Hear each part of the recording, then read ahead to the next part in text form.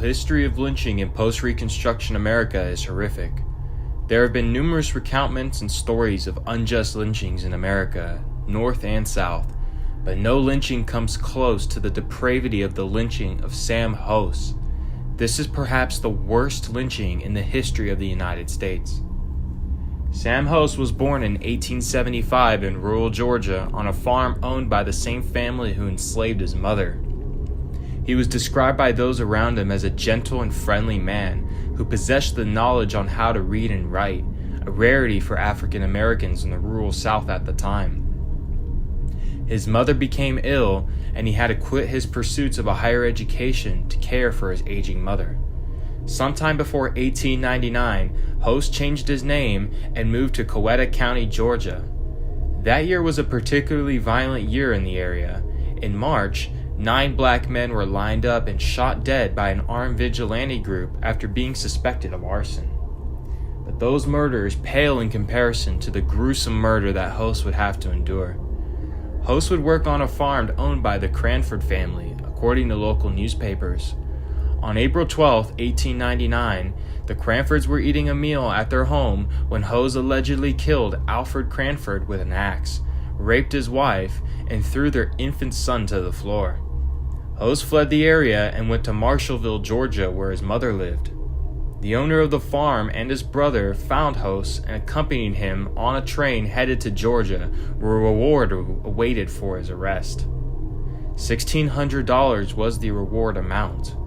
Local newspapers described Host as a monster in human form and detailed what Host allegedly did to the family. At a train stop in Griffin, Georgia, Host was removed from the train at gunpoint by an angry mob. The mob of roughly 500 people quickly took Host to a wooded area before police could find him first and chained him to a tree. Host would be brutally tortured. The mob stripped him naked and cut his ears, fingers, and genitals off. The crowd each took turns plunging knives into Host's body, all while Host was screaming in pain. The suffering was only beginning. Host's entire face would be flayed off while he was continuously beaten. His face was later doused with kerosene and set on fire. The heat from the fire was so intense, witnesses recalled the veins on his body rupturing and his eyes nearly fell out of their sockets. Host slowly burned to death while the crowd cheered.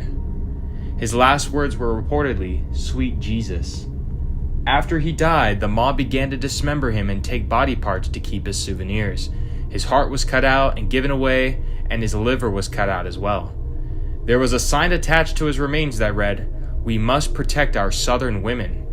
Future Senator Rebecca Latimer remarked, "What happened to Host needed to happen, and he deserved less sympathy than a wild dog."